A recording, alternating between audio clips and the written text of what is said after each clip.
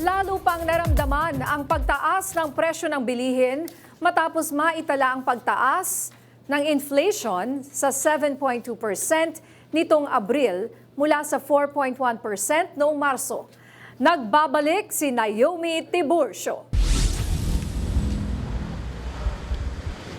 Naitala ang pinakamabilis na inflation sa loob ng 3 taon nitong Abril matapos i-report ng Philippine Statistics Authority ang paglundag ng inflation sa 7.2% mula sa 4.1% noon lamang Marso. Nahigitan rin ito ang forecast ng Bangko Sentral ng Pilipinas na hanggang 6.4% at target ng economic managers na hanggang 4%. Huling nagkaroon ng ganito kabilis na inflation noong March 2023. Pero hindi petrolyo ang nangungunang dahilan ng pagbilis ng inflation. Ito ay ang pagkain, lalo na ang bigas, karne at isda. But I think the risk here, really, as we look at it, of course, yung transport, kasi higher level pa rin, but the risk would be on the food side. No? Kasi yung price of rice, price of fish, and other, ngayon, mayroon tayong increase sa fish and vegetables. No?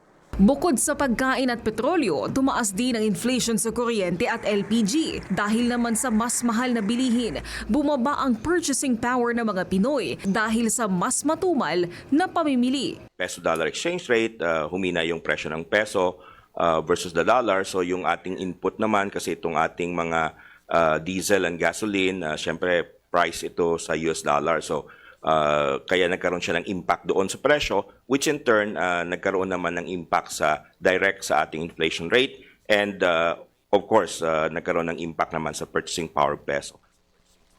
Prioridad ng palasyo na mapababa ang presyo ng pagkain.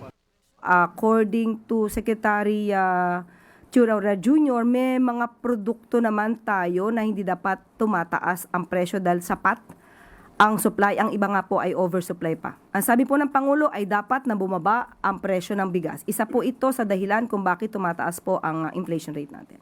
Bukod pa rito, siniguro ng Department of Economy, Planning and Development ang pinaigting na targeted intervention para mapababa ang presyo ng pagkain, enerhiya at transportasyon.